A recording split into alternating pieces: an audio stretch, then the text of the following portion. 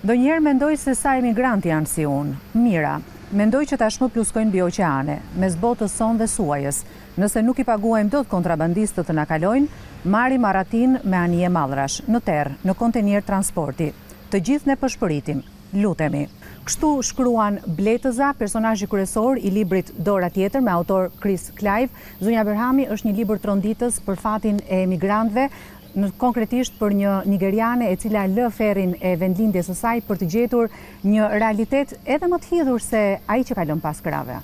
Është fatkeqësisht fati i pothuajse shumicës refugjatëve, të emigrantëve ilegal, të quajmë si të dua, me siguri fati që ka njohur shumë shqiptar në gjithë historinë tonë mbas rënies regjimit e tutje, është ajo që unë kam quajtur një farë çnjerëzimi i qenies njerëzore. Të kthehesh në një dokument i cili bëhet aq parsor për jetën tënde sa çdo gjë tjetër humbet kuptim. Të jesh pa letra të bën, pa pritur pa kujtuar, një njeri pa të drejtat të tua bazike, ekzistenca e cilit vihet në dyshim, kjo gjë kthehet në një maks, jo vetëm individual, por pastaj kthehet në një sistem që vën në pyetje gjithë globalizimin, gjithë procesin e madh që i ka sjell këta njerëz pranë. Ngjarjet zhvillohen në Britaninë e Madhe, në Londër, një vend i cili është i njohur për politikat e refuzimit të refugjatëve dhe të mosmbajtjes së tyre.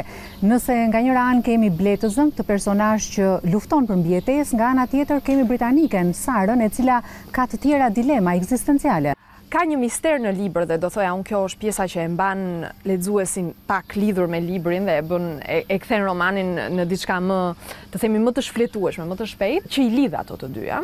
Ka një mister të përbashkët që i lidh jetët e tyre, por do thoja unë Sara aty shëmbëllen, është simboli i shoqërisë sonë, e cila e di që këto tmerre ekzistojnë. Të gjithë e dim se çfarë ndodh në vendet e varfra, siç e din të tjerë se çfarë ndodh në Shqipëri dhe pse disa njerëz hikin edhe sot e kësaj dite. Përveç kësaj janë edhe marrëdhëniet e vështira bashkëshortore të këtij çifti të Sarës dhe bashkëshortit vetë që vret veten.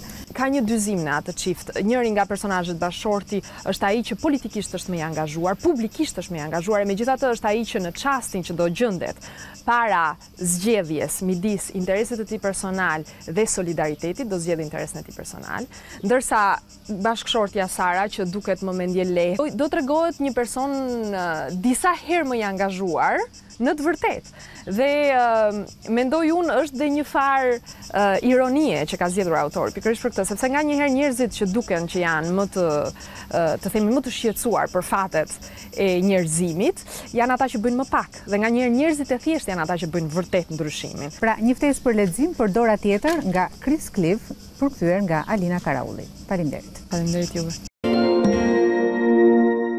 Është romani që e pagëzoi Samantha Schöblin si një nga autoret më premtuese të gjeneratës së re të shkrimtarëve argjentinas.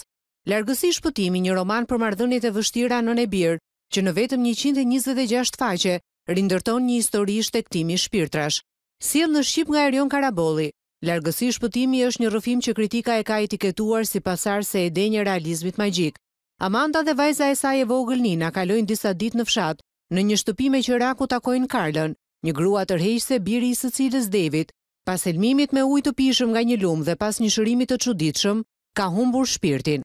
Schöblin, fituese e çmimit prestigjioz Johan Rulfo, të përfshin në një thriller halucinant, ku veprimi përqendrohet në pak karaktere dhe misterin që i rrethon.